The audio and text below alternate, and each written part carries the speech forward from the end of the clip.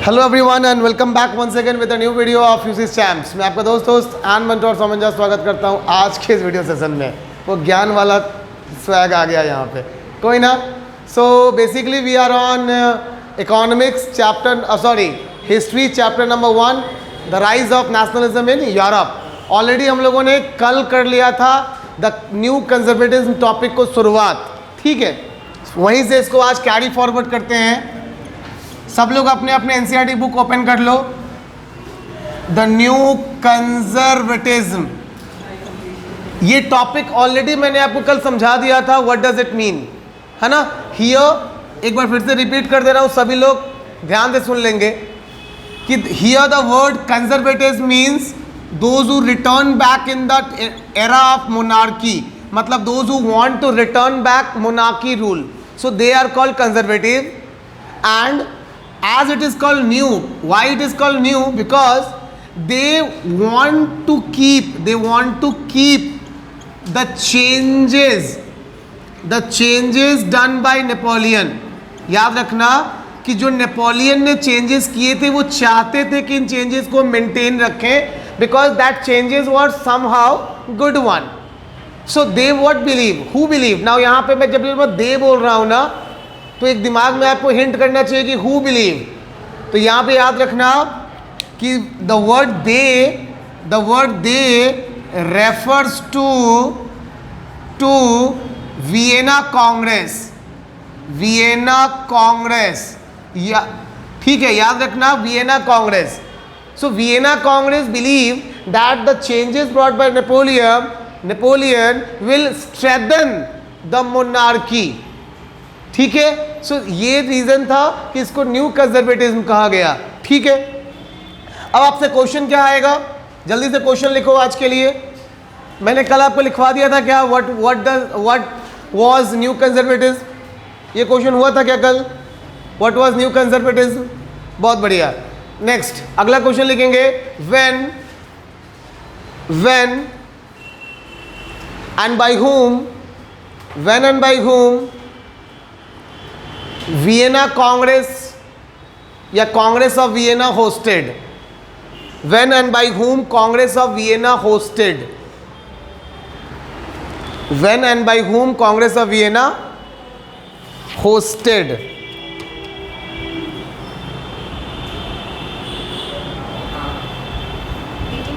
चलो देखो, बुक में तो है ही, आपके मॉड्यूल में बता दूं। इंपॉर्टेंट डेट्स एंड लैंडमार्क्स यहाँ पे आपको मेंशन किया हुआ है। 1815 Congress of Vienna, representative of Britain, Russia, Prussia, Austria. अब देखो ये चार जो नाम दिखाना, यहाँ से भी एक क्वेश्चन बनेगा objective based. Name the countries who together defeated Napoleon. आपसे एक नंबर का क्वेश्चन ये भी पूछा जा सकता है कि name the countries who together defeated Napoleon। तो याद रखना कि भाई Britain, Russia, Prussia and Austria, इन चारों देशों ने मिल के नेपोलियन से लड़ा था। कहाँ लड़ा था? तो बैटल ऑफ वाटरलू के मैदान में लड़ा था। And because of as a result Napoleon defeated by 1815। और उसके हार के बाद वियना के अंदर, वियना जगह का नाम है, वियना कहाँ है, जगह का नाम है, कहाँ है वियना, कौन से स्टेट के अंदर, हाँ बोलिए, यूरोप के अंदर ही है ऑफ कोर्स, बट यूरोप में ऑस्ट्रिया के अंदर है। तो याद रखना वियना में मीटिंग बैठी। अच्छा, आप जब कांग्रेस सुनते हो तो दिमाग में मत सोचिएगा कि ये राहुल गांधी वाला कांग्रेस है, ठीक है। मैंने शायद पहले आपको बताया हो, द वर्ड कांग्रेस वर्ड अपने आप में एक नाउन वर्ड है, which means group of politically active people. So the word Congress itself have a meaning. Congress एक कलेक्टिव नाउन है। कांग्रेस कैसा नाउन है? कलेक्टिव नाउन, जिसका मतलब ये होता है group of politically active people, राजनैतिक तौर पे जो एक्टिव है वो लोगों का ग्रुप, ठीक है। इसीलिए आप देखो किसी पार्टी के नाम के आगे ही कांग्रेस लगता है, किसी सोशल ग्रुप के नाम के बाद कांग्रेस नहीं लगेगा, ठीक है। पॉलिटिकल पार्टियां बनाने जा रहे हो, आप कांग्रेस वर्ड लगा सकते हो, कांग्रेस पे किसी का कॉपीराइट नहीं है। इसीलिए आप देखो तृणमूल कांग्रेस है ना, nationalist Congress party NCP Sharad Pawar वाली, इंडियन नेशनल कांग्रेस, बहुत सारी कांग्रेस है इंडिया के अंदर भी। ठीक है, चलिए बात की बात खत्म करते हैं, टॉपिक पे आते हैं। तो भैया वियना कांग्रेस इकट्ठा हुए, चारों देश के लोग इकट्ठा हुए। चूंकि ये मीटिंग ऑस्ट्रिया और वियना में हुई थी 1815 में, इसलिए इसको होस्ट भी किसने किया? होस्ट का मतलब मीटिंग को एड्रेस करना। किसने एड्रेस किया मीटिंग को? Austrian chancellor Duke Metternich. Done हो गया बात? तो आपको आंसर पता चल गया। By 1815 the Vienna Congress was hosted by Austrian chancellor Duke Metternich. Done, clear? कोई संक का दिमाग में? ठीक है, बहुत बढ़िया। नेक्स्ट क्वेश्चन, अगला पेज, नेक्स्ट क्वेश्चन पकड़िए जी बाबू। By 1815 Vienna Congress was hosted by Austrian chancellor Duke Metternich, मतलब मैट्रिंच, ड्यूक मैट्रिंच। चलिए अब हम लोग नेक्स्ट चले आएंगे कहां पे? नेक्स्ट पैराग्राफ, नेक्स्ट पेज पे आ जाओ और आप नेक्स्ट पेज के लिए क्वेश्चन लिखोगे जल्दी से। यहां पे आप लोग बुक में लिख लो, ये लास्ट वाला पैराग्राफ है, वहां पे क्वेश्चन लिखो, नीचे से शुरू हो जाएगा आंसर। और इसका आंसर अगला पैराग्राफ के चलेगा, पूरा पैराग्राफ के अंदर टिक करवाऊंगा मैं। You can see here NCERT. Question क्या होगा आपका? Mention the changes, mention the changes done by, mention the changes done by Vienna Congress, changes done by Vienna Congress, Vienna Congress। ठीक है कि ये जो कांग्रेस ऑफ वियना या जो मीटिंग हुई थी, इस मीटिंग में क्या क्या बदलाव किए गए। जिनके पास बुक है आराम से टिक कर लो, जिनके पास नहीं है ला पेंसिल, वो भी आप पेज नंबर तो नोट कर ही सकते हो। Your answer will start from the third line, is this paragraph, third line your answer will start. The Bourbon dynasty which had been deposed during the French revolution. यहाँ पे एक word है deposed. Deposed का मतलब होता है खंडन कर देना या पूरी तरीके से खत्म कर दिया जाना। ठीक है, ध्वस्त, परफेक्ट वर्ड है हिंदी का ध्वस्त। सो you can see Bourbon dynasty which had been deposed during the French Revolution was restored to power and France lost their territories it had annexed under Napoleon। यानी कि नेपोलियन ने फ्रांस के control में जितने जगहों को जीत के लाया था वो सारे जगह छीन लिए फ्रांस से, कांग्रेस ऑफ वियना ने, और उसको बांट दिया किन लोगों में? जीतने वाली पार्टी में। ब्रिटेन, रशिया, ऑस्ट्रिया, प्रूशिया आपस में बांट लिया। अब हम ये भी पढ़ेंगे यहाँ कि कैसे बटा, है ना, रोटी फटा सब में बटा, कैसे बटा वो भी देखें, कितना बटा। देखो ध्यान दो, एक line, one line down. The kingdoms of Netherlands which included Belgium was set up in the north and Geneva was added to Piedmont in the south। मैंने जो एक लाइन स्किप किया है वो क्यों किया वो बता रहा हूँ। देखो हुआ यूँ था, मान लो कि ये है फ्रांस, ये ओरिजिनल फ्रांस है। अब नेपोलियन ने क्या किया, चारों तरफ से कुछ कुछ एरियाज को जीत के फ्रांस को मान लीजिए किस तरीके से बड़ा बना दिया। अब कांग्रेस ऑफ वियना ने क्या किया, सपोज ये जो जगह है ये जीते हुए जगह है, ये एक्स्ट्रा है। कांग्रेस ऑफ वियना ने इन एक्स्ट्रा जगहों को ही फ्रांस से छीन लिया। जो उसकी मेन टेरिटरी थी that was with France, main territory थी फ्रांस के साथ, extra was taken back and what they did, they established independent control, they established independent control over that region. For example in the north, for example if this is east, this is west, here we have north, here we have south, so you can read over here that it is given here clearly the kingdoms of Netherlands which included Belgium was set up in the north। मतलब north में Netherlands and Belgium, ये 2 स्वतंत्र देश बना दिए और इनको कहा, साउथ में कौन है, Piedmont, Geneva added to Piedmont, Geneva आ गया प्लस पिडमॉन्ट आ गया, पिडमॉन्ट, ठीक है। इनको कहा कि भाई आप स्वतंत्र हो गए, आप राजा बन गए, है ना। क्यों ऐसा किया, ताकि फ्यूचर में फ्रांस अपने एक्सपेंशन को दोबारा ना कर सके। इसका बेस्ट एग्जांपल देता हूं, बांग्लादेश, बांग्लादेश इन सेंस ऑफ एरिया, एरिया के मामले में बांग्लादेश हमारे वेस्ट बंगाल के बराबर है। लेकिन अगर आज भारत चाहेगा, भारत से ही निकला है, लेकिन अगर आज भारत चाहेगा कि बांग्लादेश फिर से भारत का हिस्सा बन जाए, बांग्लादेश का हर नागरिक अपनी अंतिम सांस तक लड़ेगा।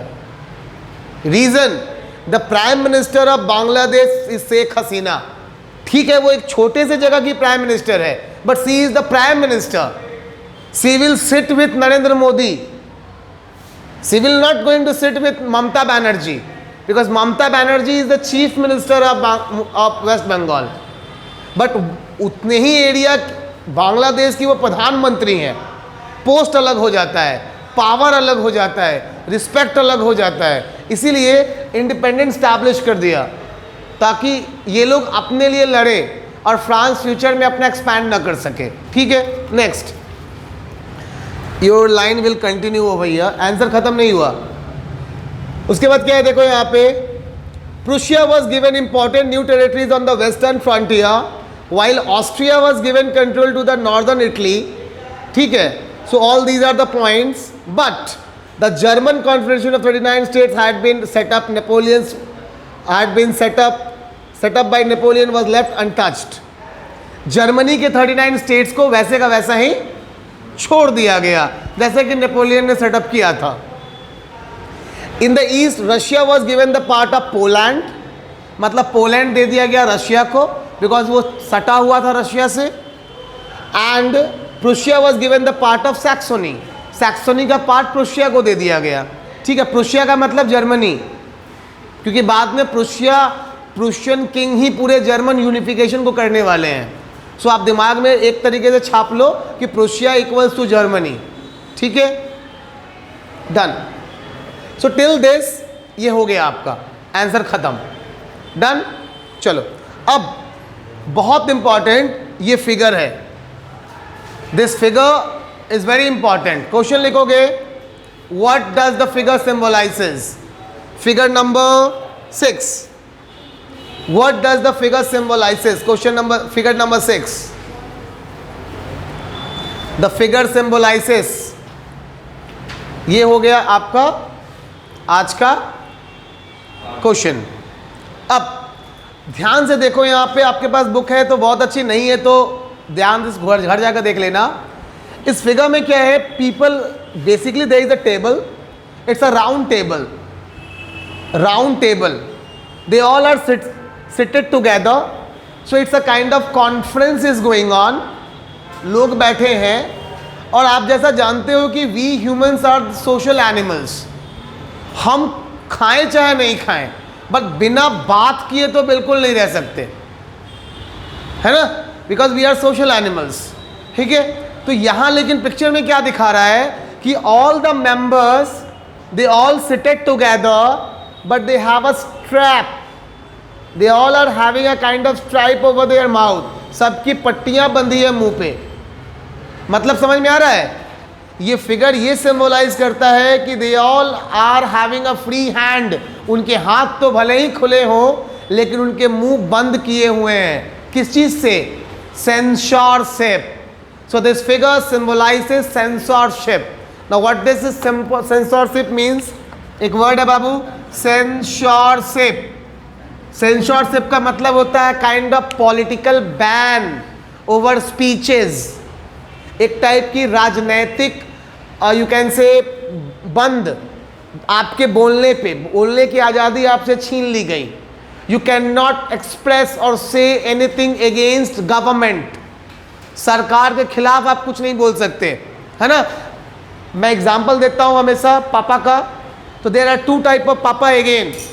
एक पापा जिनके सामने आप कुछ बोल लेते हैं, आप अपने मन की बात रख देते हैं, है ना। प्रधानमंत्री से पहले ही आप मन की बात किया करते थे पापा के साथ। प्रधानमंत्री जी आते हैं ना रेडियो पे मन की बात करने, लेकिन टाइप 1 पापा जिनके साथ आप मन की बात बरसों से कर रहे हैं। टाइप 2 पापा, आप मुंह खोलने के लिए मतलब उनकी तरफ घूमे, एक तवराक आ गया आपके मुंह पे, आप करते हुए फिर घूमने का प्रयास किए कि आप कुछ बोलेंगे, लेकिन फिर एक उड़ता हुआ आपके चेहरे पर। अब आप अपने आंसुओं को एकदम आंख से देखते हुए अब कुछ नहीं बोलेंगे। ये हो गया टाइप 2 पापा। नहीं, सेम है। This picture symbolizes the same type 2 पापा, where they all are liberals, but they have no right, because the French king, the king of Bourbon dynasty, imposed censorship over that country. Done. चलिए topic खत्म। Next page पे आ जाओ। Next page पे you will get 2.4 और यहां पे एक word दिया है द रेवोल्यूशनरीज। पहला क्वेश्चन आपके लिए, मतलब इस टॉपिक का क्वेश्चन लिखो, Who were revolutionaries? Who were revolutionaries? WERE,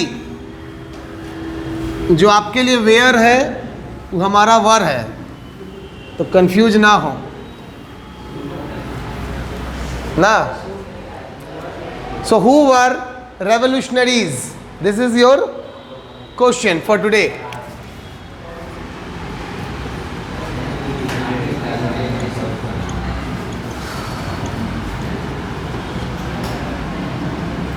now answer इसका बहुत एकदम एक लाइन का आंसर है, जस्ट 1 लाइन आंसर, दिमाग में छाप लो। The liberals who were against monarchy and supports the parliamentary democratic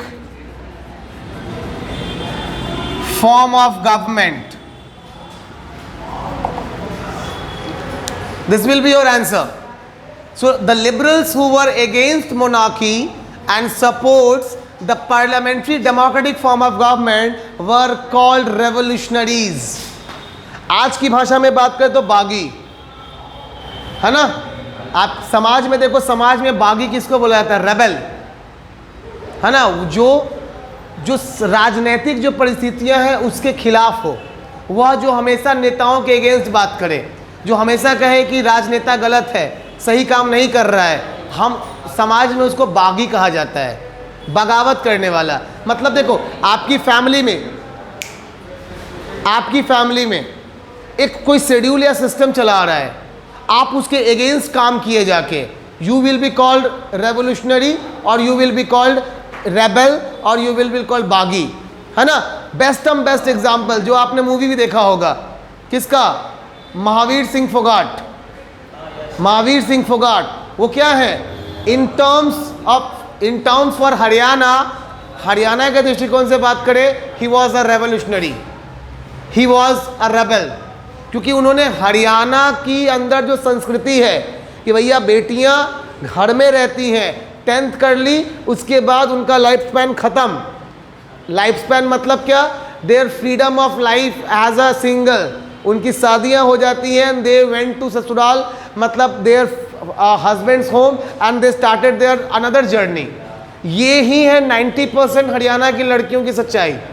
but उस कंडीशन में निकल के आए Mahavir Singh Phogat and he given the word कि भैया गोल्ड तो गोल्ड होवे है, चाहे छोड़ा लावे चाहे छोड़ी। हाँ, भेड़ गए। हाँ, उनको लगा कि भैया मारे को छोड़ी लागे देवेगी, लागे गए भाई, मेहनत करान लगे। हरियाणवी ते पंजाबी दोनों मिक्स कर दिता मैंने, हैं जी, गल सही काट रहे हैं हमें, दोनों मिक्स हो गए थे। वो अलग बात है कि दोनों पड़ोस थे यहाँ, तो पड़ोसी यहाँ लैंग्वेज ही मिक्स हो सकती थी, हैं जी। चलो जी है बाबू, जर्मन अब हम कुछ बोल देंगे तो ना बुझाएगा है? नहीं नहीं नहीं, एक बात बताओ, अगर हम बोलेंगे येल यांग पोंगल यंत्र पोंगे नो तुमका कौन लो, तुम बोलोगे सर कुछ बोल रहे हैं, गलती बोल रहे हैं, लेकिन हम बोलेंगे हम सही बोल रहे हैं। द थिंग इज दैट तुमको थोड़ी पता है, हमको भी नहीं पता है। चलो ठीक है, done. Who are revolutionaries? Those who are against monarchy and the supporters of democracy and parliamentary government, they are monarchy. ठीक, sorry, they are revolutionary. Done. Next question. Next question, please.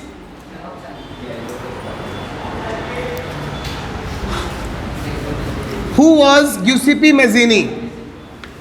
Who was Giuseppe Mazzini?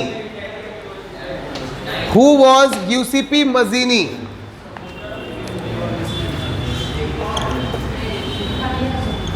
Who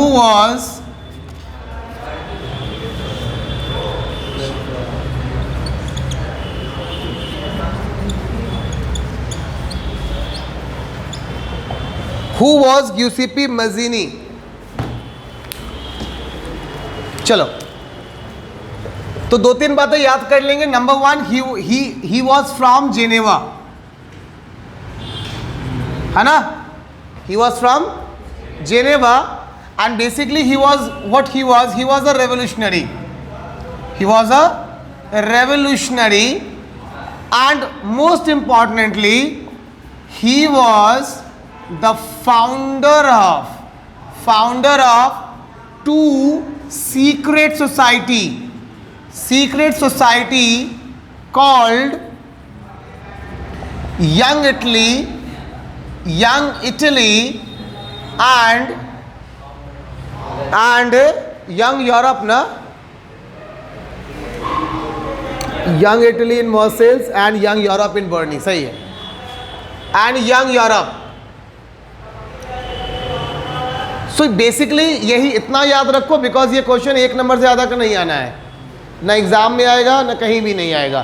तो आपके लिए इतनी तीन बातें काफ़ी हैं, that he born in Geneva and he was bought up from there, ठीक है, by 1807, 1807, and he was a revolutionary and he was the founder of two secret society, Young Italy in Marseille and Young Europe in Bern. Marseille जगह का नाम है, burn भी जगह का नाम है। डन हो गया बात? अब ये क्लियर है, समझ गए ना बाबू? समझ में आ रही है चीज़ें? चलिए, अब यहां से एक नंबर का क्वेश्चन निकलता है, ठीक है? वो क्वेश्चन क्या निकलेगा ऑब्जेक्टिव में? इस चैप्टर पे जिन्होंने नहीं देखा है मैं बता दूं, इस चैप्टर पे लास्ट ईयर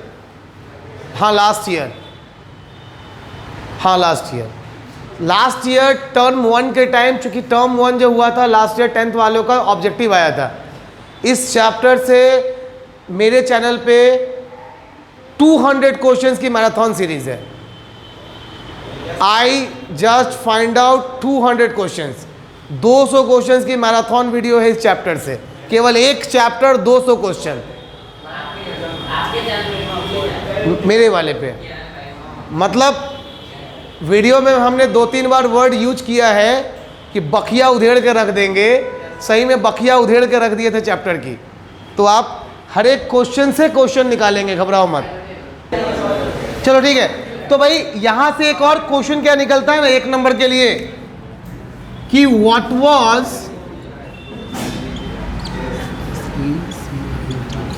सीक्रेट सोसाइटी। एक क्वेश्चन यहां से ये निकल के आता है कि भैया what was secret society, secret society क्या था? ठीक है, बहुत बेसिक आंसर बता रहा हूं इसका, पहला तो दिमाग में छाप लेना एकदम कि secret society was the group of revolutionaries. मतलब ऊपर वाले का ये उल्टा हो गया सीधा आंसर में कि secret society was a group of revolutionary. Now why it was called secret society? Because समझो, secret society was as exact Gabbar is back. Gabbar is back, आप सबने मूवी देखा होगा गब्बर इज बैक, अक्षय कुमार। नहीं देखा है तो देख लेना, ठीक ठाक मूवी है। उसमें जो भी बातें बताई गई हैं that is true, like which we have in our society. चलिए, तो गब्बर इज बैक के अंदर क्या था, गब्बर के भूमिका जिन्होंने निभाया है अक्षय कुमार ने, ही वॉज अ प्रोफेसर। और वो क्या करते हैं, करप्ट IAS IPS जो भी ऑफिसर्स हैं उनके अगेंस्ट वो एक लिस्ट बनाते हैं और सबसे करप्ट को पनिशमेंट करते हैं फिल्म के अंदर, ठीक है, ऐसा दिखाया गया है। अब वो एक चुपचाप ये काम करते हैं, मतलब they are not having a group जो कि मतलब एक तरीके से सामने निकल के आ रहा है। जो मेंबर्स हैं उस ग्रुप के ना, दे आर अमंग अस, वो लोगों के बीच में है। स्लीपर सेल्स, बिल्कुल, हाँ, दे आर अमंग अस, वो लोगों के बीच में है। कौन है कोई नहीं जानता, ठीक है, but silently he was doing the work, ठीक है। The members of secret society they are also doing the same. They were living in a society, they are mixed with the people and somehow they are supporting the UCP Mazzini. अच्छा, ये secret क्यों था, उसका एक और कारण था, because Mazzini want to make it bigger, मतलब अपने क्राउड को, अपने लोगों को बड़ा बनाना चाहते थे, भीड़ को, कि once the collection of people, the crowd of people, that will become very huge in number, on that day we will come out and we will directly attack over the king. What was their aim? Aim was to defeat the king and to set up या restore again that you can say parliamentary setup over France या over in the part of Europe. So अब clear हो गया होगा कि भैया secret society क्या था, ग्रुप ऑफ रेवोल्यूशनरीज, ठीक है। और ये सीक्रेट क्यों थे, बिकॉज इनकी संख्या बहुत कम थी। They wanted to first get bigger in number and then they are planning to attack over the king, ठीक है, डन, क्लियर हो गई बात। चलिए नेक्स्ट पेज में आ जाइए आप लोग अपने NCERT के। चलो, द एज ऑफ रेवोल्यूशंस। अब यहाँ पे पहला पैराग्राफ, सॉरी सेकेंड पैराग्राफ, पहले में कुछ नहीं है खास, सेकेंड में आ जाओ। यहां पे वर्ल्ड फेमस लाइन है, कितनी बार ये क्वेश्चन आया है कोई नहीं जानता।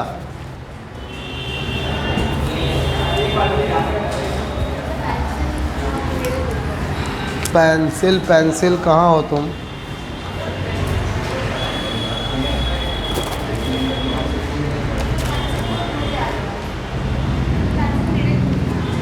अच्छा, तब बोलना चाहिए हम खोज रहे हैं पेंसिल उस समय से। ला कलम, लाओ ना कलम, ऐसे पेंसिल से लिख के बुक का इज्जत करके क्या फायदा। हाँ भाई, आप देखो यहाँ पे एक लाइन है, it's a line number 1 2 3 4 5। When France sneezes, the rest of Europe catches cold. This line was said by Metternich. आपसे क्वेश्चन क्या आएगा, what does the line mean for, या explain the statement। आपको क्वेश्चन आ जाएगा कि भाई इन्वर्टेड कॉमास में कि when France sneezes the rest of Europe catches cold, inverted comma close करके एक्सप्लेन द स्टेटमेंट, ठीक है, इस स्टेटमेंट को एक्सप्लेन कीजिए। या what was the view behind of Metternich behind the statement, Metternich का क्या व्यू था इस स्टेटमेंट को देने के समय। समझ रहे हो बात आप, क्लियर है टॉपिक, मतलब क्वेश्चन समझ में आया। आंसर क्या है, it was a compliment, it was a comment, sorry it was not a compliment, it was a comment given by Duke Metternich the Austrian chancellor. Why, उसका आंसर देखो ऊपर दिया है। As conservatism tried to consolidate their power, liberalism and nationalism came to be increasingly associated with revolution in many regions of Europe, such as the Italian and German states, the provinces of the Ottoman Empire, Ireland and Poland. These revolutions, ध्यान दो, these revolutions were led by the liberal nationalists belonging to the educated middle class elite, among whom were professors, school teachers, clerks and others are there. ठीक है, and they all are sponsored by, they all are like you can say all the views are spread from France only. तो हर revolution की शुरुआत France में हुई, सारी feeling वहीं से निकली और यूरोप के अलग अलग हिस्सों में गई। इसीलिए मेटरनिच ने कहा था कि फ्रांस जो करता है सारे देश यूरोप के उसी की कॉपी करते हैं। क्लियर हो गई बात बाबू? ठीक है, चलिए अगला क्वेश्चन लिखेंगे अगले पैराग्राफ के लिए। Next question for next paragraph. What was the Treaty of Constantinople? What was the Treaty of Constantinople? Constantinople. What was the Treaty of Constantinople? This was your question. Number 1. और करके लिखो, और करके एक और क्वेश्चन लिखो। Which factors played major role? Which factors played major role in the freedom of Greece? In the freedom of Greece. Done हो गई बात? Which factors played major role in the freedom of Greece? ठीक है, मतलब समझिए। अब आपको क्या नेशनलिज्म का एग्जैक्ट आंसर मिलेगा in the sense of example कि नेशनलिज्म राष्ट्रवाद था क्या और ये कैसे अब उभर के आया और इसके कौन कौन से मेजर फैक्टर थे। इसी टॉपिक के बाद हम लोग रोमांटिज्म में चलेंगे और ये क्वेश्चन बिल्कुल लिंक है रोमांटिज्म से। ठीक है, ध्यान दो। मैंने क्वेश्चन लिखवाया है कि वो कौन से फैक्टर्स थे जो कि लिंक हैं ग्रीस की आज़ादी से। किससे? ग्रीस को पहले समझ लो थोड़ा सा।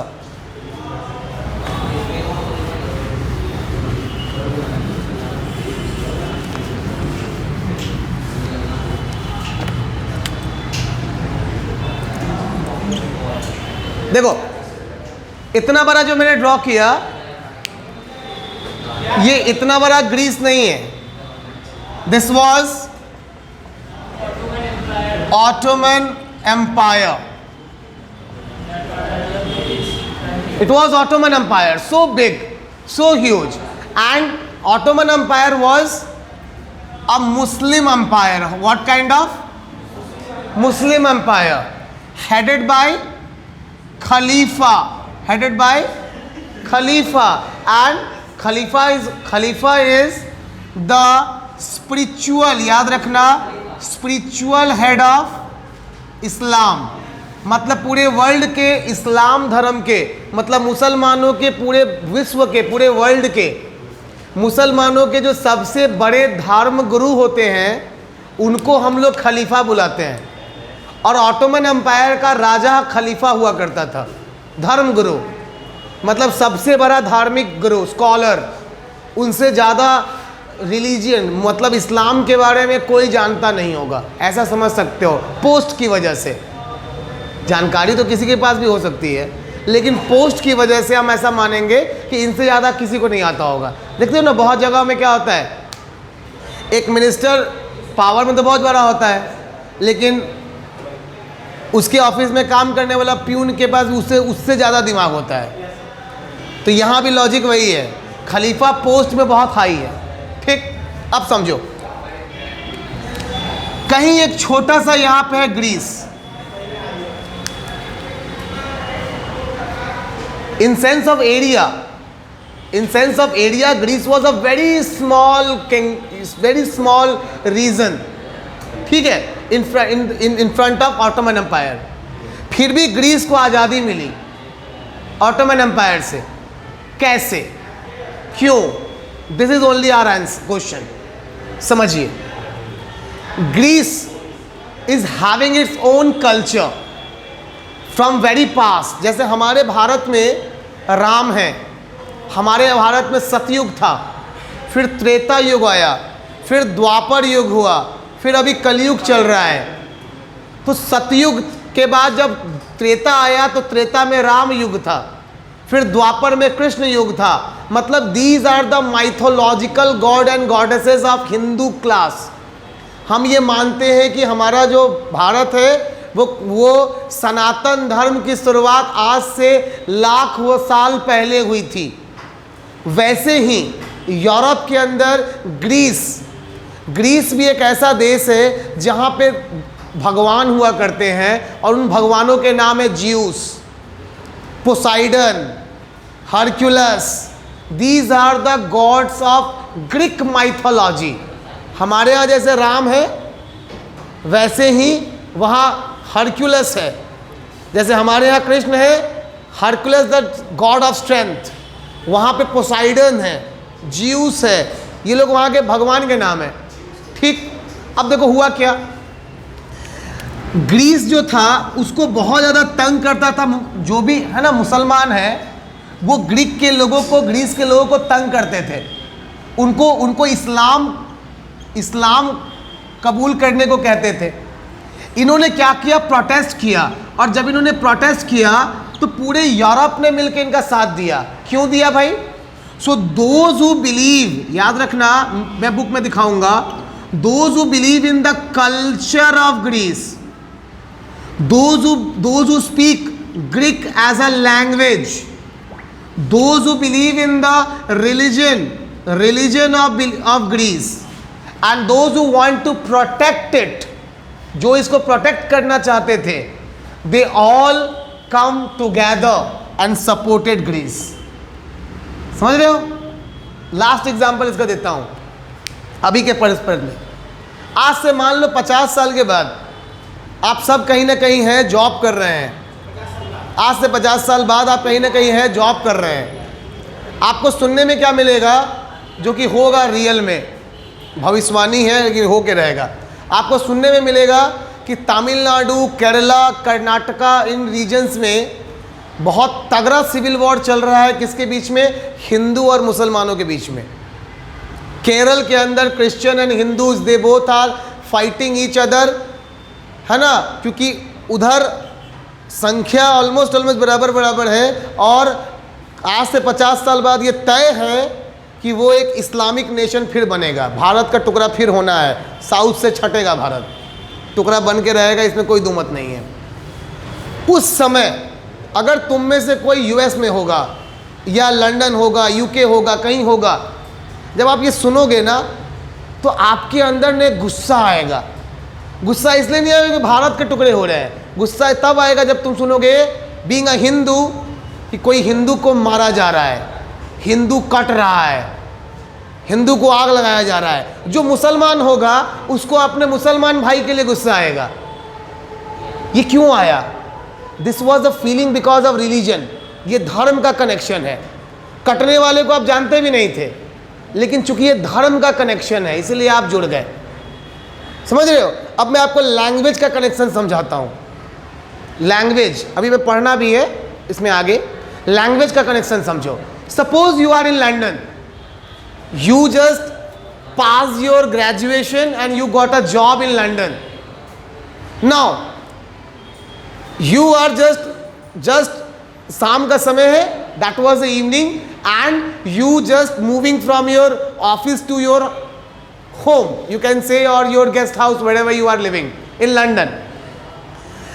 रास्ते में चलते समय ना suddenly from a window panel you heard a music.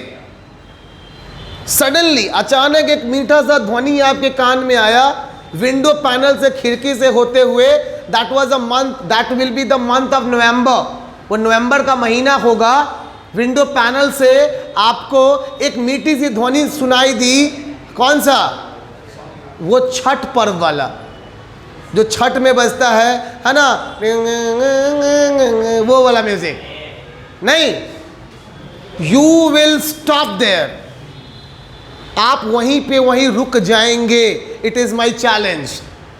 And your anxiety will get so high, your curiosity will get so high कि यू विल नॉक कि भैया ये कौन है लंदन में जो कि छठ माँ का गीत सुन रहा है। आपके अंदर से आवाज आएगी पक्का कोई ना कोई बिहारी है। You will knock and one who will come out, you will ask, you are listening some music, I heard from your window panel, are you from Bihar? He will also say, Yes, I am from also Bihar. So where are you from? You will say I am from Muzaffarpur, and he will say I am Motihari. मर्दावा मोतिहारी से हवा हो चला बैठा आवा सारा English गायब हो जाएगा, चले आओगे कहाँ? तब मर्दावा पर कहाँ बज रहा है? इधर बज रहा है। ये कौन है भाई? है ना? तो देखो आप वहां रुके, किसने रोका? लैंग्वेज ने, उस भाषा के गीत ने रोका। अगर तुम्हारे साथ कोई तुम्हारा अंग्रेज कलीग होता ना, उसको कोई फर्क नहीं पड़ता उस गीत से, because he was not connected with that song. But yes, you are connected because your language was Bhojpuri, initial language. तो भाषा, कल्चर, है ना, धर्म, ये वो चीजें थी जिसने मेजर रोल प्ले किया ग्रीस की आजादी में। अब आप बुक में पढ़ लो, आपको मिल जाएगा। देखो यहां से आपका आंसर है, the growth of revolutionary nationalism in Europe sparked a struggle for independence among the Greeks which began in 1821. Nationalists in Greece, support from the Greeks living in exile and also from many West Europeans who had sympathies for ancient Greek culture. Poets, artists lauded Greece as the cradle of European civilization. Mobilized, मतलब फैलाया, public opinion to support the struggle against Muslim empire.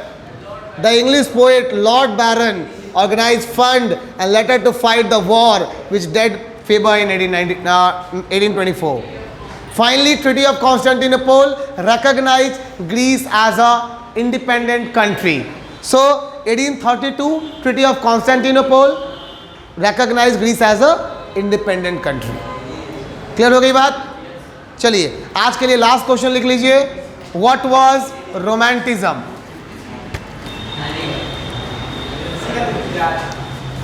बस इसीलिए हम सोचे कि आपके इंतजार को थोड़ा सा हवा दे के भेजें ताकि आपका रात अच्छा रहे।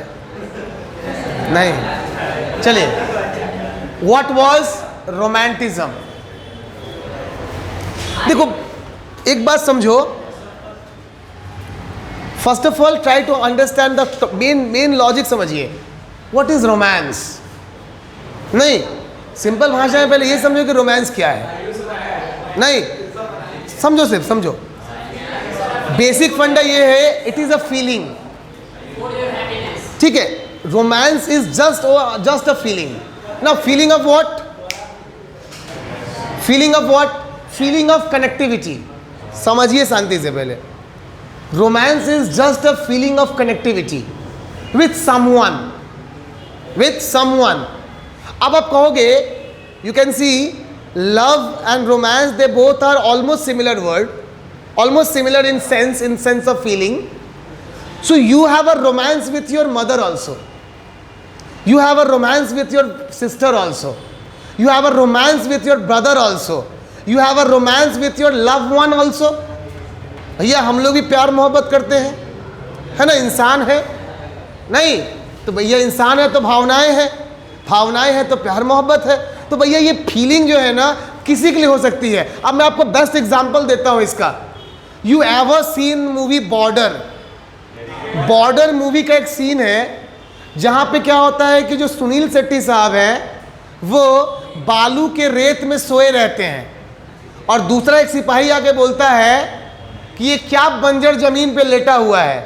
दोनों में लड़ाई हो जाती है। Sunny Deol who was the chief of that battalion, वो आके दोनों की लड़ाई छुड़ाते हैं। एंड सुनील शेट्टी का ये डायलॉग होता है कि साहब जी ये कहता है कि ये बंजर है, साहब जी ये कहता है कि इस पे कांटेदार फूल लगते हैं, मतलब पेड़ लगते हैं। आप मुझे बताइए कि जिस बेटे की माँ बदसूरत होती है, क्या उसका बेटा अपनी माँ से प्यार नहीं करता? ये धरती मेरी माँ है, माँ, ऐसे करके वो डायलॉग देते हैं। दैट वॉज ऑल्सो रोमांस, वह भी रोमांस है जो उस मूवी में सुनील शेट्टी और उस सैंडी सॉइल मतलब मिट्टी के लिए दिखाया गया। अब हम यहाँ क्या पढ़ने वाले हैं? हम यहाँ किस रोमांस की बात करेंगे? So we will talk about in this chapter romance with country, romance with motherland, romance with religion, romance with culture, romance with our tradition and ancient history. देखो सारा का रोमांस गायब हो गया, सोच के तो कुछ और आया था। है यहाँ रोमांस का पतंग बना के हम उड़ा दिए। अरमानों का पानी फिर गया नहीं। एक शब्द में कहे patriotism. Here we will talk about patriotism. Patriotism means देशभक्ति, patriotism. So इस टॉपिक में हम लोग देश के साथ मोहब्बत प्यार की बात करेंगे, किसी और के साथ नहीं। इसलिए ईमान अपने, चलिए till then take care, good day, bye bye, मिलेंगे नेक्स्ट वीडियो में।